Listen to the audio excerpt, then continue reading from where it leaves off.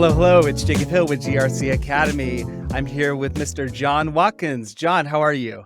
Hey, I'm doing great. How are you doing, Jake? Doing very well. Jon and I actually go back over 15 years. He was my chaperone at a church event when I was a young lad. And so I think this is a good lesson to everybody. Better be nice to people because you never know who you might be talking to in the future. Good point. Good point.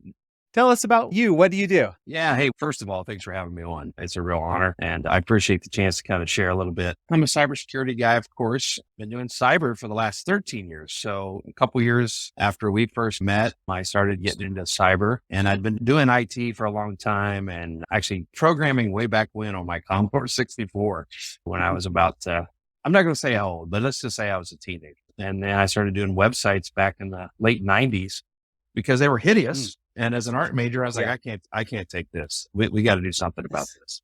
So I taught myself some HTML. I had some programming languages, before that with BASIC and whatnot. So it wasn't too hard to pick up the HTML, and then worked at a major website place in Columbus, Ohio. We did ColumbusYellowPages.com, which was a huge website in the 90s, pre-Google, and worked there for a while. And then I went into technology sales. When I was there is when I kind of pivoted. I was good at sales, but I didn't like it.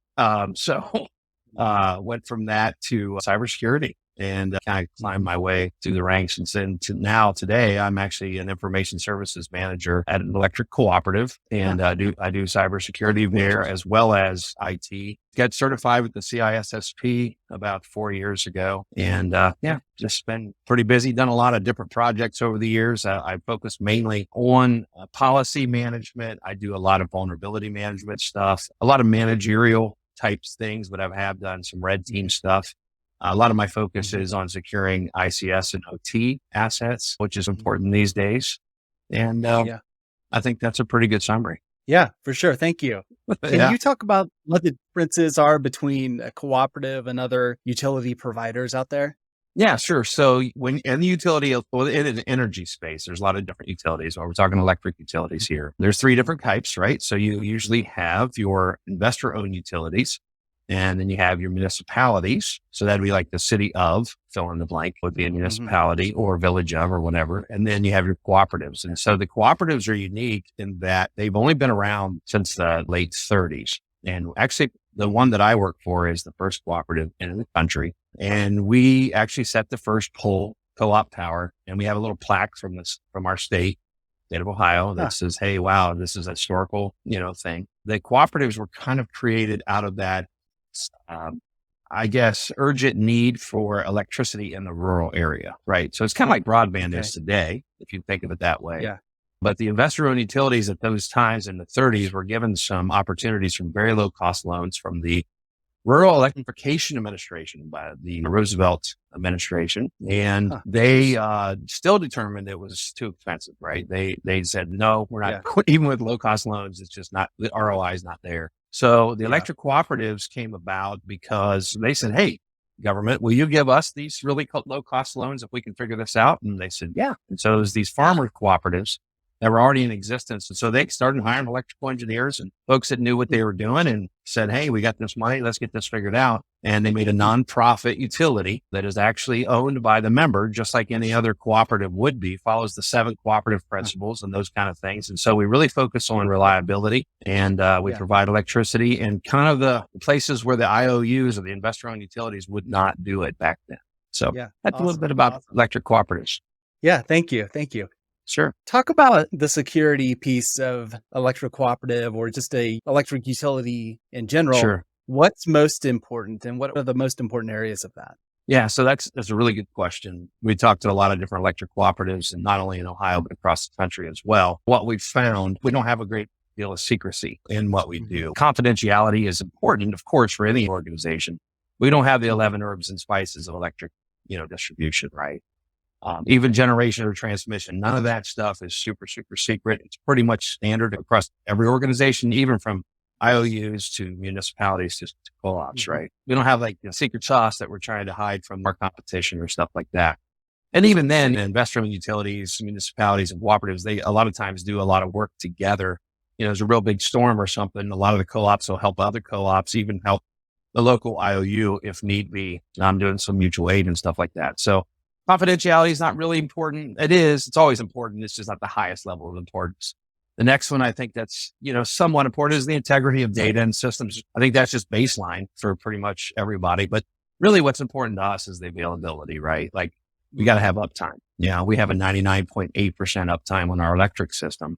So what would that translate to our IT and OT assets, right? And by OT, by the way, I mean operational technology as opposed to information technology. And there's a lot of crossover with that, of course. But yeah, I think that's probably the most important thing to us is the availability factor. Okay. Thank you. Thank you. Understand that with your organization, there may not be secret sauce, as you said, but no doubt there's important data. Can you talk about that? Sure. Yeah, I mean, I think the customer data, member data is very important to protect, right? PII, those kind of things. The billing data is always important, as well. The amount of data that we've collected for the time that we've collected it. And this is not just true for, us specifically, but for a lot of other organizations as well, allows us to do some estimating. Most of the members' usage has been so well tracked that it's relatively simple and straightforward to say, well, unless we're way off the mark here, you're probably going to be right around here, Got it. Thank you. Can you talk about the difference between IT and OT and how you protect those specifically? Yeah, that's a great question, right? So there's a major difference. IT is very standard, very traditional, very what most cybersecurity folks are used to. But you have your basic systems, right? You have your identity and you have different governance. And the nice thing about IT systems is it's pretty easy to test them and audit them and check them out and have them pen tested. And they're relatively robust and they're relatively resilient to testing and those kind of things. One of the biggest differences between IT and OT is the fact that operational systems tend to be a little more fragile, right? So testing them is a little different. You want to employ a lot of different passive methods more than active methods, for example. So with OT, you just tend to be a little more careful. Also with OT stuff, we do a lot of talking about what the risks are and how we can kind of mitigate those risks. There's different levels of tabletop exercises, as you well know, that you can do.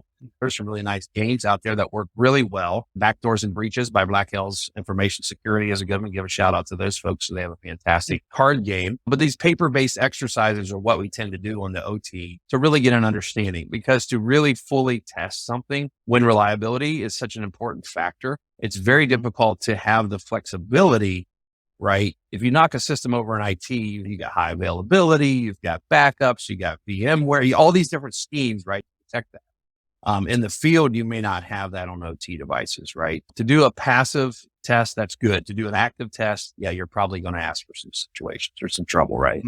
For sure. Can you give us an example of an OT device? Yeah. So there's a variety of different kind of devices. And when you're talking OT, you're usually talking AMI, which is automated metering infrastructure, or SCADA, which stands for supervisory control and data acquisition. With the AMI, you're bringing back, meter readings and so forth. And the SCADA side of things, what you're bringing back is data it's going to be related to the different analog points on a given device, like a measurement of voltage, for example, or measurement of temperature, for example. That's the data acquisition part. The other part of it is supervisory control. One example of an OT device would be a switch out in the field. Now, I don't mean like a Cisco switch. I mean a literal like electric switch that would connect or disconnect electric service. If we had SCADA in play, we could actually connect to that device, know if it's open or closed, and then open or close it on demand, saving, for example, a truck having to roll out there and do that manually. How can SCADA devices be used to enhance reliability? Okay, so yeah, that's an excellent question. So say, for example, there was a cold snap and it's like a polar vortex like we had a few years ago and it's super, super cold. And then a device at a substation goes completely out. Okay, well, that's going to take off, let's say, 1,500 folks from having power. So instead of having a 12-hour outage for those people, by the way, we're in negative 20-degree weather here, and it's the middle of the night. Instead of having 12 hours without power, if we have SCADA, what we can do is say, oh, let's go ahead and backfeed that station from another station and get these folks back up into power and in maybe like 45 minutes to an hour, right? So it really minimizes that downtime on the electric reliability side. And then meanwhile, still a 12-hour change out for that regulator device, okay? But, your service territory never loses any power except for just a 45-minute or an hour window versus 12-hour outage, right? Hmm. So that's how SCADA can be used to bring in power from another substation to allow then those folks to stay on. Does that make sense? Yeah, it does. And I'm all for that. What are the risks that electric utilities have to be concerned with? I think like anybody, we've got the normal risks, right, that are out there. But I think utilities specifically really need to focus on practicing their preparedness plans, making sure they know how to get to their incident response plans or know what their incident response plans are in the event of a situation or a breach. Also to know really what the difference between an event and an incident is. Can you talk about a notable cyber incident in the OT space? Yeah, sure. Two come to mind. Colonial Pipeline. I think that's a pretty notable incident. That one in particular was interesting because it really didn't attack the OT side. It attacked the IT side, and the billing network was actually unavailable. But that impacted the OT side because the way that the billing worked, that's how they actually structured the flow of the material in the pipeline, right? So since the billing system was down, then they end up having to shut the pipeline down, which ultimately impacted a lot of other areas. Another one that would be worth mentioning would be the Ukraine distribution attack. So there was an actor, probably an adversary of Ukraine, if you will, that attacked the Ukraine energy companies that were doing distribution of electric power. And this would have been in 2015. They actually interacted with the system in real time and shut off power to about 280,000 folks at the distribution level. The good news is that that utility was able to get back on their feet within about 8 hours, manually doing everything. So there's a couple of takeaways. One, your IT systems definitely do impact your OT systems, even if you're not talking about the OT devices themselves. That's kind of the takeaway from the pipeline attack. And then secondly, your OT systems, clearly you need to protect them in a way that would keep adversaries from getting in and doing control of those systems. Now, interestingly enough, both of those attacks would have been stopped by multi-factor authentication, for example. So multi-factor authentication is so big on the VPNs, on so many other things. Also an IDR, right? Any kind of incident detection and response would have picked up on the privilege escalation as well. So that kill chain, that MITRE attack framework, utilizing that to kind of pick up on what's going on is going to help. And definitely not going to stop a determined attacker. We know that. But at least you can kind of pick up on what's going on and respond to some of these incidents. Excellent. You mentioned an assessment program earlier. Can you talk about that? Yeah, absolutely. One of the programs that's going on in Ohio that I had the benefit of being a integral part of getting going is a program called RECAP. Real privileged to be involved with a program like this, but I structured this based on another program that exists already. So there's a program called RESAP, RESAP, in the cooperative space. It's been around since 1967, and it's the Rural Electric Safety Achievement Program. And it's been very successful. And, obviously in the electric space, safety is a big deal. So the RESAP program was put in place as a peer review. And basically what happens is other cooperatives come into your cooperative and say, hey, are you doing the things that are keeping your folks safe? And are you following these best practices and so forth? So I don't know, 6 or 7 years ago, I came up with this idea. I was like, that's really a good idea for cyber as well.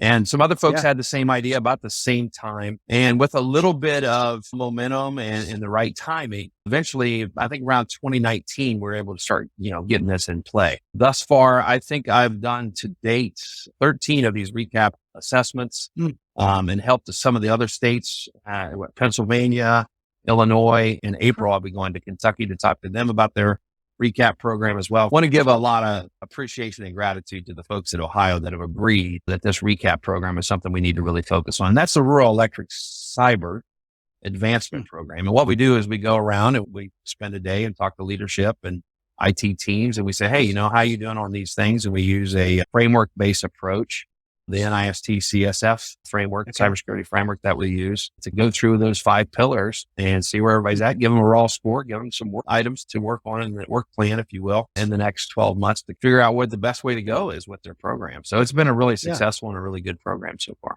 Oh, that's fantastic. Has all the states jumped into that, or is it just a select few right now, or how's that? There are some other states as well that I'm not involved with, South Carolina, for example, and also Iowa, I believe. And I think there are a couple other states that are interested in doing this. My goal would be eventually that it would be a nationwide program like RESAP. Yeah. At this time, it's just kind of locally, and that's kind of how these things kind of start sometimes, kind of grassroots efforts. But, the goal here is just to make everybody more secure. You can't prevent every attack, of course, But if we Yeah. can raise the bar on awareness, I think that's always a good thing. Yeah, that's awesome. Well, thank you for sharing that. I really appreciate it. Anything else you'd like to share before we wrap up? Really want to say thanks for having me on. And it's a real privilege and an honor to be considered for something like this. I appreciate it. We're all in this together. None of us are as smart as all of us, I like to say. So the more that we have these kind of things, awareness, get the awareness out there, I think it's super helpful. So thank you again for having me on. You're very welcome. Thank you so much.